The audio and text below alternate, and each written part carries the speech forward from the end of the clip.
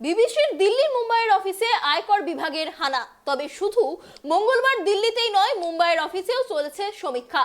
এই অভিযানকে এখনো পর্যন্ত হানা না বলে সমীক্ষাই বলছে আয়কর বিভাগ। প্রধানমন্ত্রী নরেন্দ্র মোদীকে নিয়ে একটি এপিসোডের তথ্যচিত্র তৈরি করেছে ব্রিটেনের সংবাদ মাধ্যম বিবিসি। সম্প্রতি তা প্রকাশও করেছে বিবিসি। সেই ডকু সিরিজ ঘিরে দেশ জুড়ে বিতর্কের ঝড় ওঠে। সরকারের তরফে এই তথ্যচিত্রকে প্রধানমন্ত্রী নরেন্দ্র মোদীর বিরুদ্ধে পক্ষপাতদুষ্ট প্রচারমূলক অংশ বলে আখ্যা দেওয়া হয়েছে। এই আবহেই বিবিসির দিল্লি ও বোম্বের অফিসে সমীক্ষা করল আয়কর বিভাগ।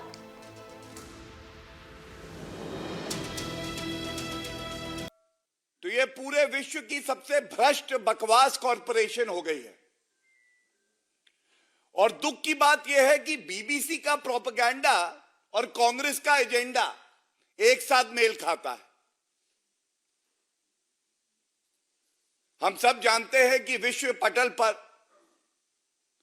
किस तरह से श्री नरेंद्र मोदी जी के नेतृत्व में भारत आगे बढ़ रहा है, G20 की अध्यक्षता कर रहा है।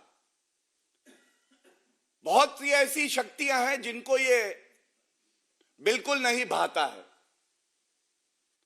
और जब जब भारत आगे बढ़ता है तो ये एजेंसियां हों या राहुल गांधी और कांग्रेस पार्टी और जो राजनीतिक दल विपक्ष में है, उनको बड़ा दर्द होता है। यहां हम जेपीसी की मांग कर रहे हैं अडानी के मामले में, और वहां सरकार बीबीसी के पीछे पड़ी हुई है। विनाश काले विपरीत बुद्धि।